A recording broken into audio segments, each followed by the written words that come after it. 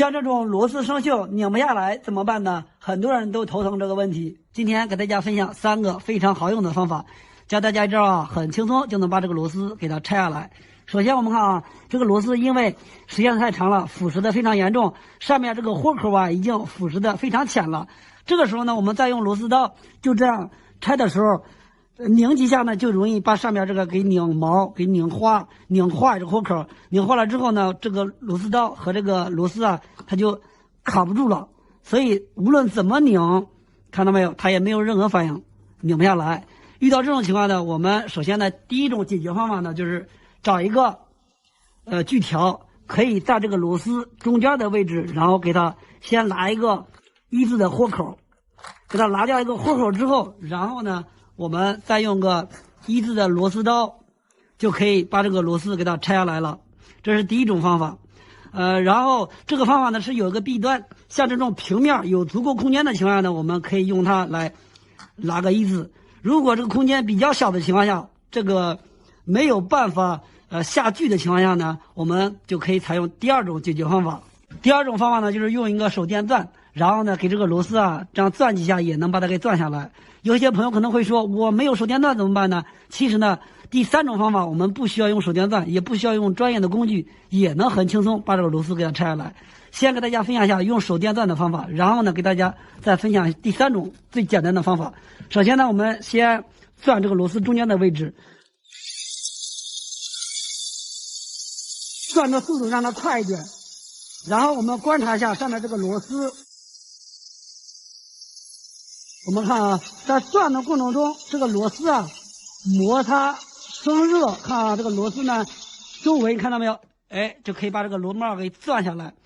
有的些情况呢，螺帽钻不下来，它可以啊，这个钻的过程中，这个螺丝发热，然后周围啊，它也会出现这个塑料融化了以后呢，我们也可以把整条螺丝给它拆下来。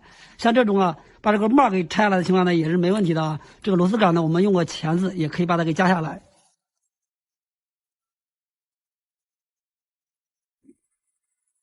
OK， 我们看啊，轻松的就拆下来了。像这个第2种方法，一般是不会把这个螺丝帽给钻下来的。我这个估计啊是一个新钻头，然后这个钻头也比较锋利，所以啊才把这个帽给它钻下来了。然后呢，给大家再分享第3种拆这个螺丝的方法。这个呢就是另外一个螺丝啊，也是一样，这边已经都花了，用螺丝刀是卡不住的。像这种情况呢，我们可以采用啊，就是用一个防风打火机，先给这个螺丝加下热。当这个螺丝周围有点融化了之后，然后就可以用个偏口钳子，就可以把这个螺丝给它拆下来了。我们看啊，就这样夹住它，然后使劲倒着拧，就能把它给拧下来。我们看已经松了，是吧 ？OK， 我们看怎么样？这个螺丝也拆了，是吧？这个方法呢，就是稍微啊，烤的时候要注意掉这个塑料就可以了。朋友们，大家好！像我们使用的这种充电式的锂电蛋，当我们长时间使用它干活的时候啊，用一段时间这个电池就没有电了。我们如果把它拿去充电的情况下，就不能干活使用了。像这种情况，我们如果再买一块好一点的电池的情况下，价格也不便宜。所以呢，今天视频给大家来分享一下，我们可以把这个电钻给它改装一下，改装成是2用的，无论是用电池供电或者是外置电源供电，都可以让我们接着再用。首先咱们看一下，我这儿有3个电源。先看这个小的，这是一个12伏5安的，不建议使用这种小个的，最好呢就使用这2种都可以。这种呢是大功率开关电源，或者是从旧电脑里面拆一个电源。我这呢就是从一个旧电脑里面拆下来的，因为这个电脑就10几年前的，电脑已经坏了，所以说这个电源啊我一直在保留着。咱们先看一下，它的输出电压呢有好几组，它有一组啊输出的电压是12伏14安，咱们就用这个给它改装一下。首先呢，咱们先把电池拔掉，然后呢，看一下电池上面这3个铁片，中间这个我们可以不用管它，然后主要就是看一下这2个，这个加号这儿就是正极，然后减号这儿就是负极，它相对应的这个里面呢也有2个铁片，先看一下这儿一个，这个呢就说明这儿是正极，然后它对应的负极就是这个，然后呢我们可以啊改装的时候可以找个这样的插簧连接根线，然后在正极这儿插上一条线，然后在负极这儿插上一条线，就可以作为这个供电的电源来使用。但是啊，这个往上面插不好插，还容易掉。现在啊，咱们就采用另外一种方法，就是呢把它拆开，在里面给它改装一下。拆开以后啊，咱们在它的内部加一个电源 DC 的插头。我想把这个呢安装在这个位置，来测试一下，看一下这个内部空间够不够。装上电池以后，咱们把这个放到里面，完全没问题啊，可以放得下。好，现在把电池拆下来，然后把这个开关总成也给它拆下来。接下来呢，就需要在这儿给它先开个槽，然后呢，把这个插座给它放进去，试一下合适不合适，还行是吧？正好。然后啊，找到电池的正负极，正负极相连接的分别是这两个点，先在负极上面焊一条黑色的线，然后在这个红色的上面焊这条线，这条红色的就是正极，然后呢就把这些配件再给它装上。接下来呢就把这两条线分别接在 DC 插座的正负极上面，最后边的中间这个是它的正极，我们先接这个正极，然后呢接下边一个负极，这负极呢其余这两个其实都是负极，随便接上就行。然后呢把这些线往里面给它塞一下。咱们先看一下这个插头在里面还是比较牢固的，如果不牢固的情况下，就给它打点肉溶胶给它固定一下。就这样基本就改好了。使用外置电源的时候呢，在这儿插个插头就可以了。然后锂电呢也可以接着再用。咱们看啊，它们是互不干扰的，看是吧？然后呢，咱们把这外壳给它装起来。咱们把这个电源拿出来，找到上面的黑色和黄色的这两条线，黑色的是它的电源负极，然后黄色的是它的12伏输出的正极。然后啊，接下来就是还需要一条就这样的插头，这样呢把它正极接正极，负极接负极，把它连接起来。连接好以后，用胶带缠一下，做个绝缘。然后接完正极，再接另外这个负极。然后呢，把这个电源插头给它插在电钻上面。插好以后啊，在这个最大的插头上面找到这条绿色的线，然后呢任意和一条黑色的线给它连接起来，看一下风扇就启动了是吧？这个时候呢就有电了，咱们看一下，现在这转的非常有劲儿是吧？当我们在使用的时候啊，当它没有电的时候，我们去给它充电，然后呢就可以用这个外置电源给它工作来使用。当它充完电的时候，我们可以就把它再拔下来，然后把这个电池呢再装上，就可以两用了。好了，视频感谢观看，我们下期再见。朋友们大家好，今天修一台油烟机，它这个问题就是不通电了，然后我们插上电来试一下，通上电源，然后听不到这个油烟机有滴的声音，没有任何反应。它的问题就是这个主板坏了，我们检查一下。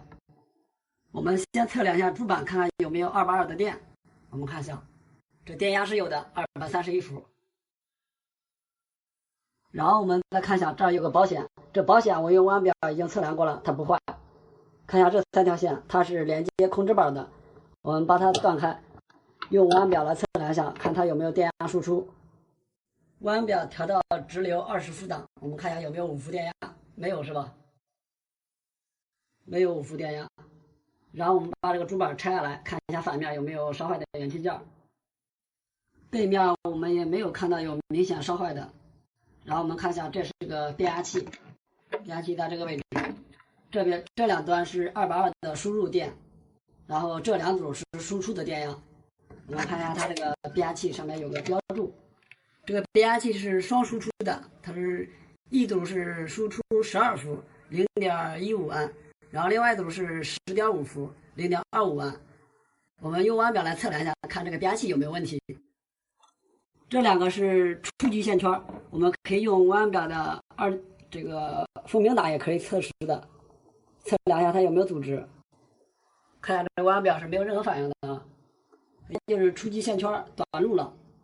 然后我们再给它通上电，然后测量一下这个初级线圈这一块，看它的电压有没有。有231伏，有电压。然后我们再测量一下输出，看看有没有输出电压。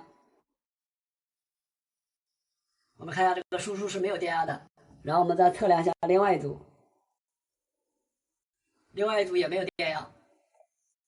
它的问题就是这个变压器坏了，我们更换一个同型号的双输出变压器就可以了。我们下期再见。没有打火机，用一个空烟盒也可以快速的取火。这个方法呢是一个50年的老烟民教给我的方法，应急使用，非常的好用。你来看，我们就是把里边这个烟盒纸给它拽出来，用这个方法呢取火是非常方便的，而且呢在户外生存的时候没有打火机也可以用这个方法。你来看，我们把里边这个锡箔纸给它拽出来了以后，然后呢我们给它撕成一条的形状，先把这一条给它撕下来。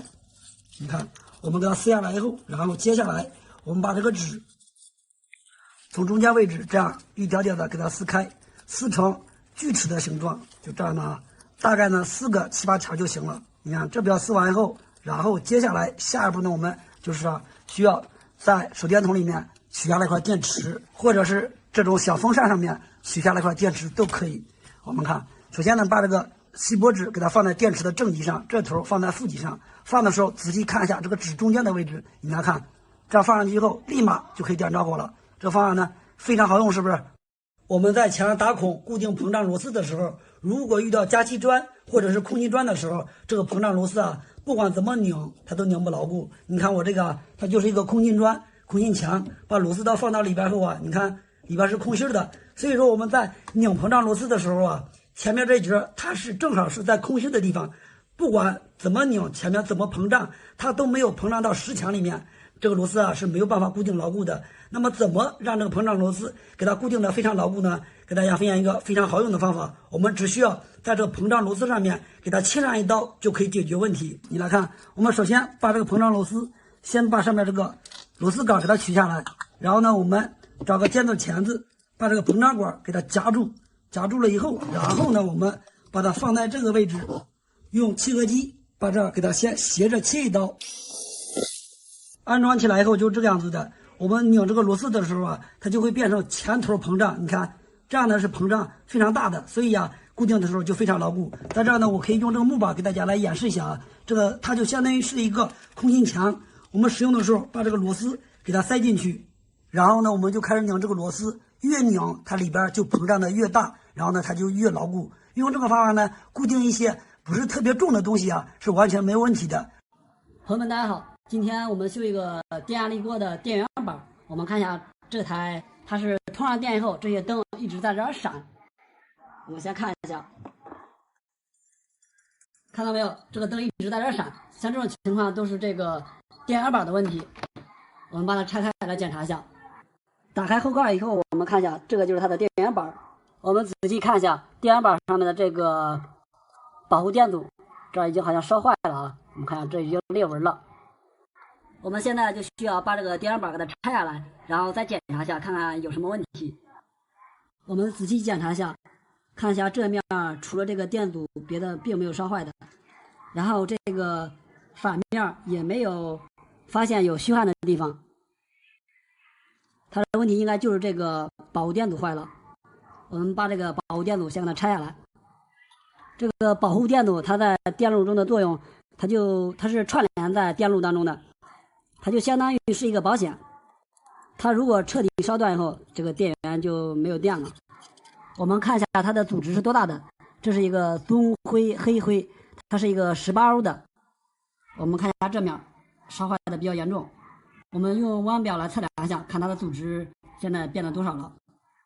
这个4环电阻它一般坏了以后啊，开路的比较多。我们测量一下，这个应该它不会开路。因为啊，它开路后，这个电源板肯定就没有电了，所以说它不开路。看到没有？这个18欧的现在已经变成4兆多了啊！你看这组织多大，它的组织变得过大以后，它就是相当于就是输入电压变低，所以说它的输出电压也就变低了。它这个保护电阻假如烧坏了，我们看不到它这个组织大小了，实际上我们用一个22欧的也可以代替它，22欧是最常用的。我们现在就把这个给装上去来测试一下。好，我现在已经把它安装好了，开始充电，已经没问题了，朋友们，这个已经不闪了是吧？好了，视频分享到这里了，我们下期再见。给大家分享一个只需要2秒钟就可以快速拆米袋或者面袋的一个方法，只要记住这句口诀，2秒钟就可以立马把它拆开。这个方法呢，要比用剪刀拆的速度还要快。你来看啊，这句口诀呢就是单线朝我。你看啊，这线呢，这一面这个线是单线，然后另外一面它是双线。单线朝我就是单线朝自己，然后呢从右往左拆。那么我们就是看这边是右，这边是左，我们就先从右往左拆。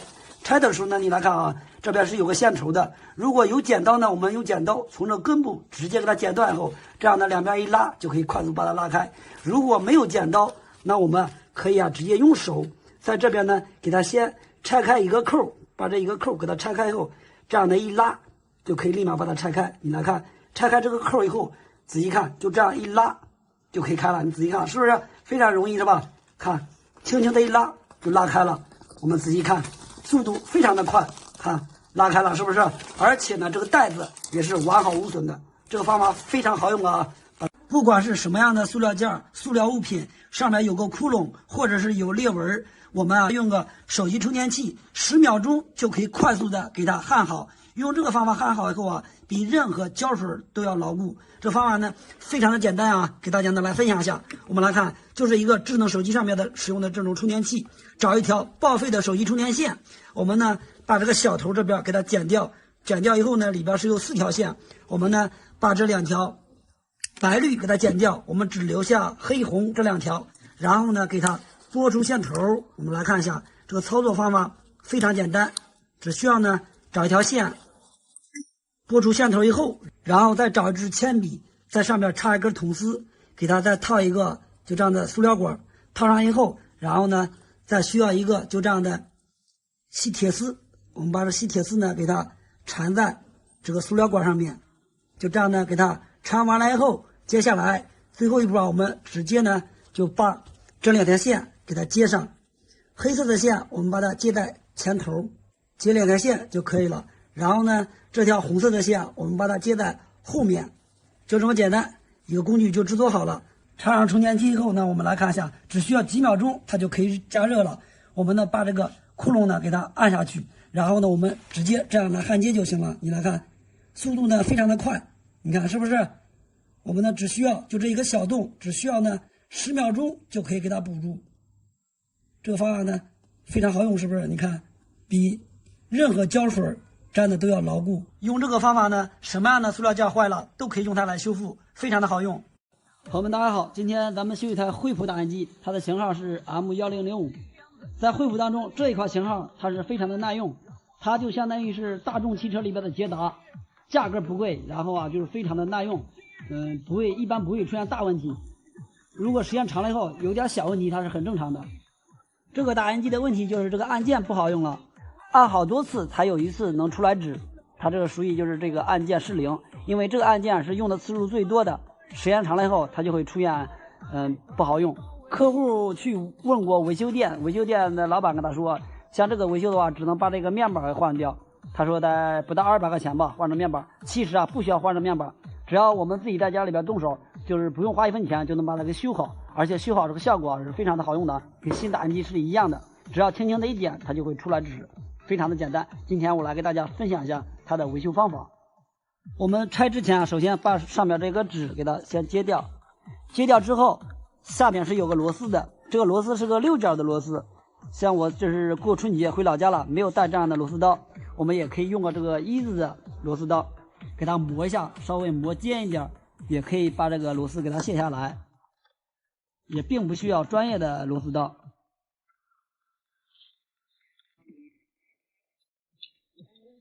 好，螺丝拆掉之后，然后我们再拆这个面板，这面板往上一拽它就掉了。在这个面板的下边是有个排线的，我们把这个排线给它拽掉。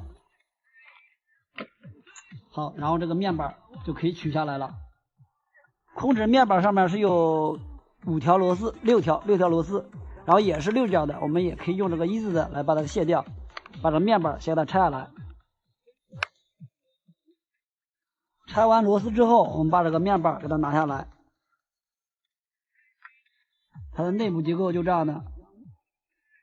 然后这个是按键的胶皮，我们把这个胶皮再给它拿下来。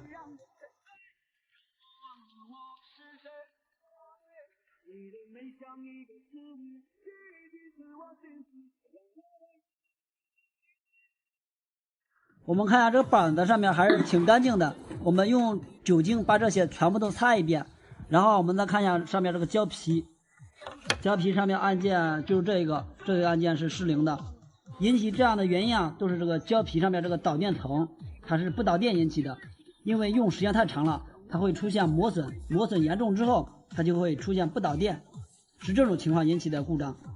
我们只要给它简单的处理一下这样就可以了，并不需要花钱把这个换掉，也不要把它换掉。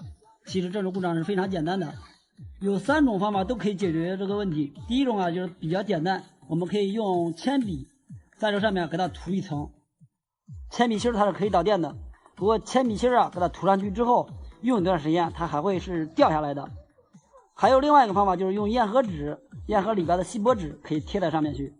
不过还有更好一点的方法，就是用这种锡箔纸，我这儿是有个锡箔纸的，今天我们就用它来解决这个问题。首先我们把这个锡箔纸给它剪掉一块，这个锡箔纸后边都带双面胶的，这个用的比较简单。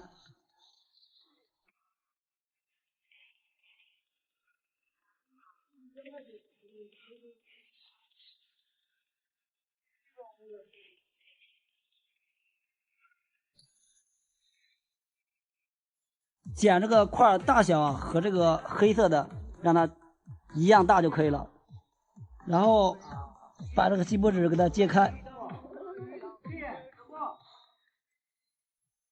揭开以后啊，我们把它粘在这个不好用的按键上面，粘好以后啊，我们给它按几下，让它粘得更牢固一点。好，现在就没问题了，这样就修复好了。然后呢，我们把它再装起来，来测试一下，是这个效果怎么样。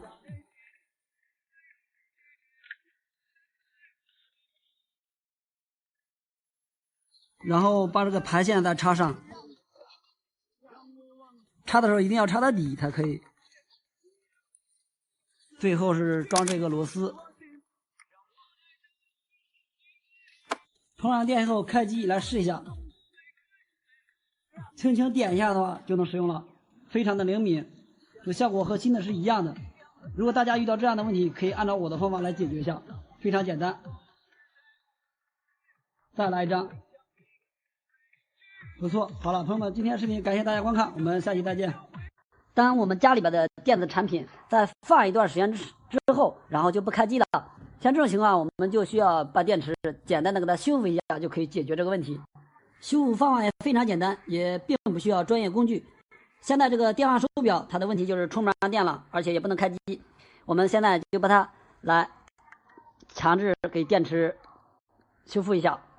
我们看一下电池上面这个标称电压3.7伏，它这个意思就是这个当内部电量低于3.7伏的时候，这个电话手表就不开机了。现在它的情况是给它充电也充不了，像这种情况，它的电压肯定是低于3.5伏以下了。我们用完表来测量一下，看到底是不是这个情况。我们看现在的电压是3.1伏，它明显低于3.5伏了。这种情况用相充肯定是充不了电的。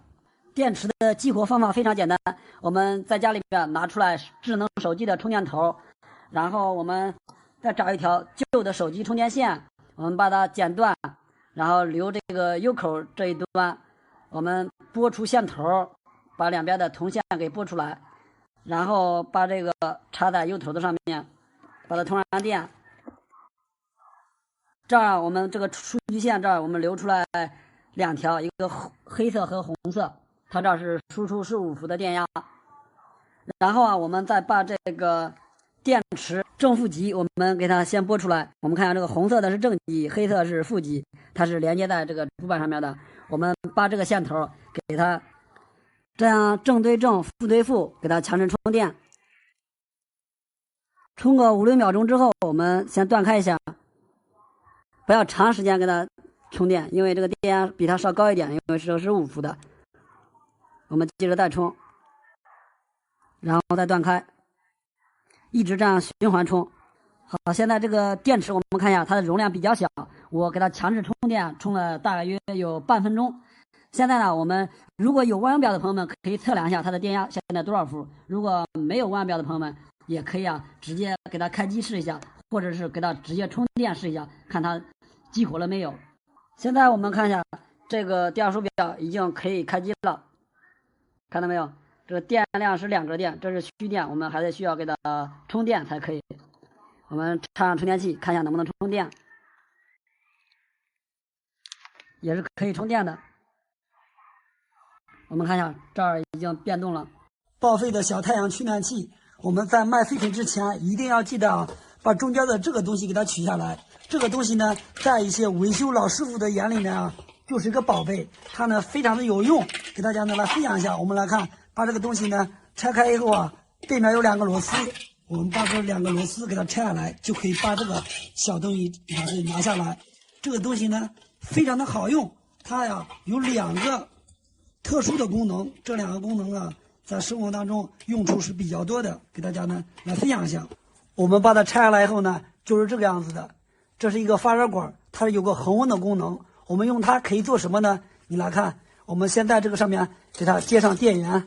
原先呢，它这个位置就是接电源的，我们给它接上一个电源线。我们看，它这边是不用区分正负极的，任意把这个电源线给它接上就行。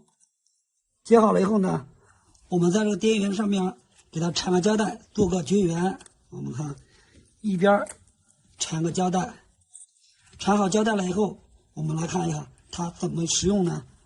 我们需要给它制作个架子，可以找个东西给它先支起来。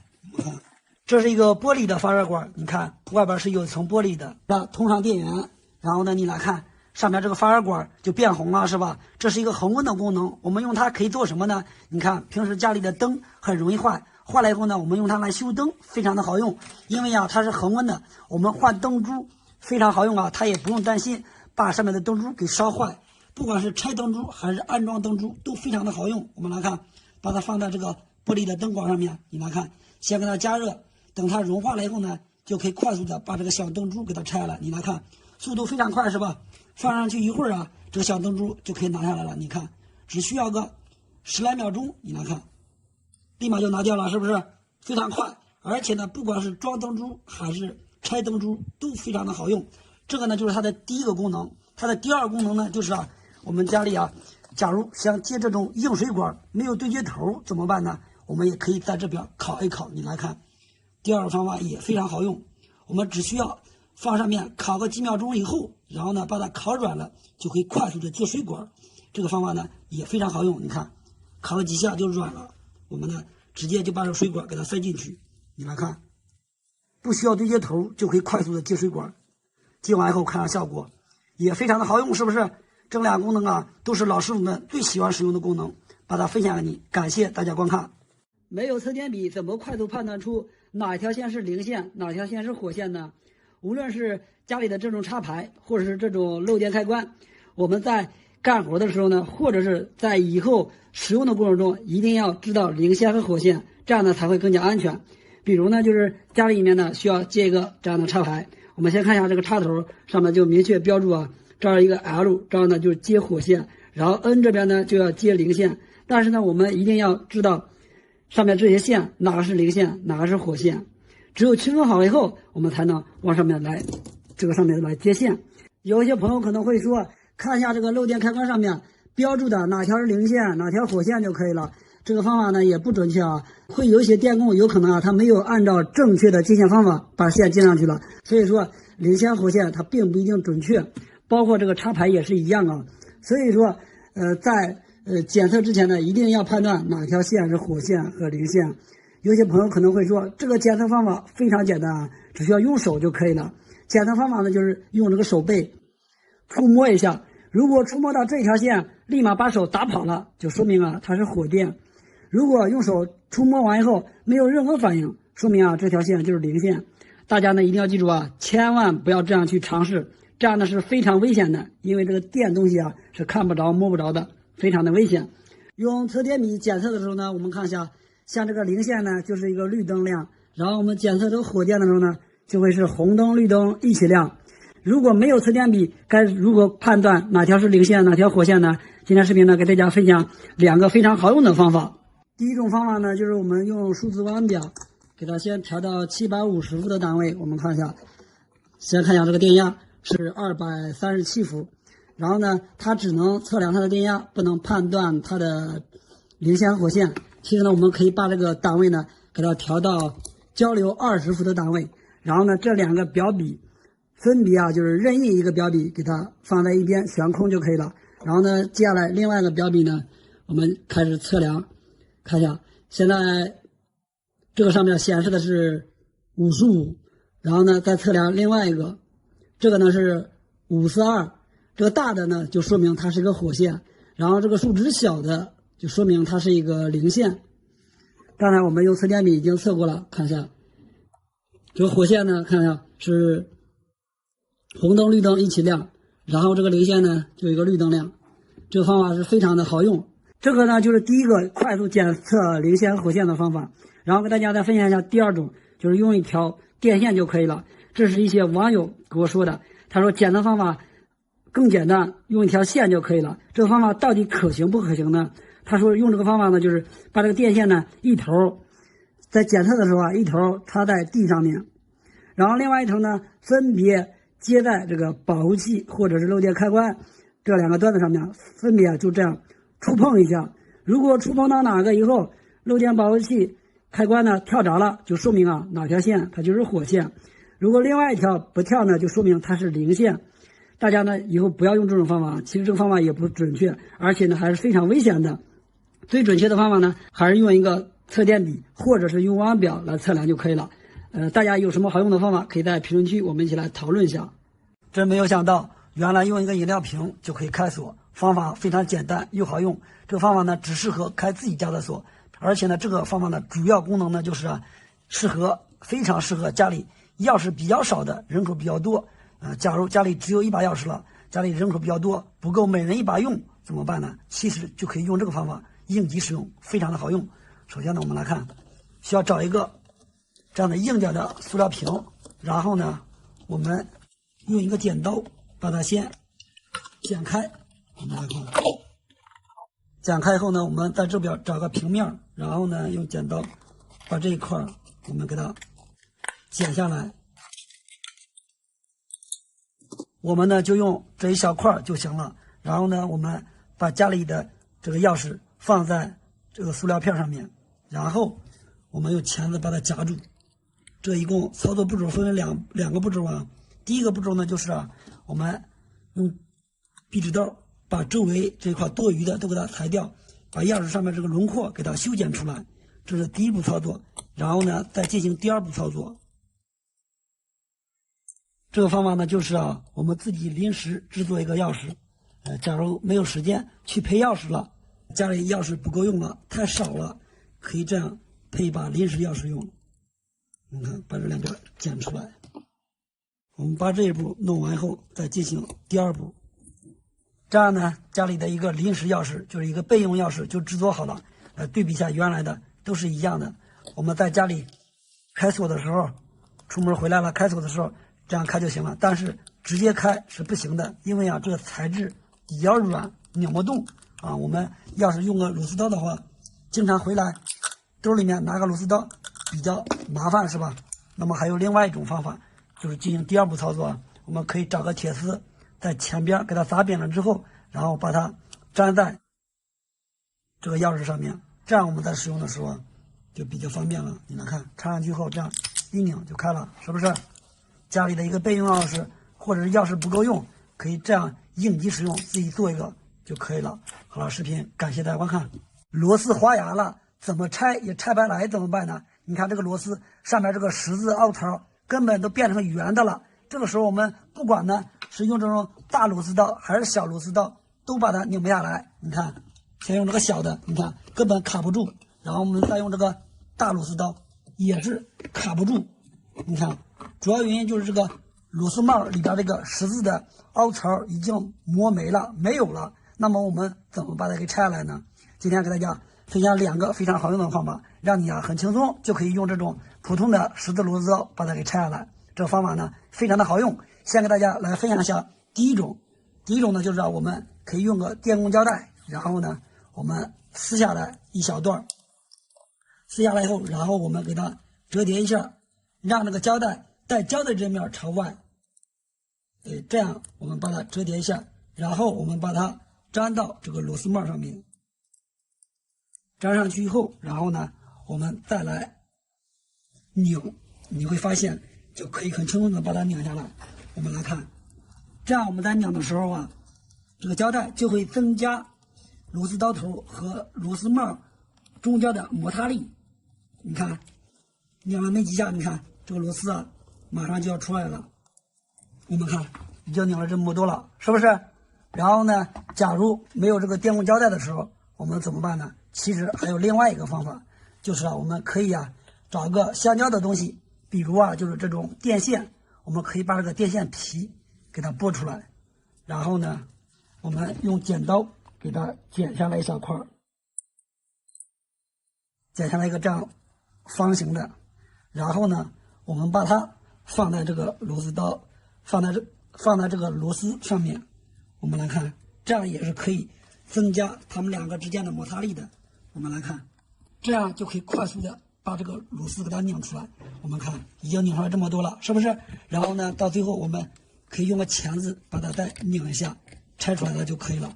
仔细来看，这个钉子掉了是吧？然后你看一下这个帽划的非常的严重，是不是都成圆的了？遇到这种情况呢，我们用这2个方法就可以快速的把它拆下来。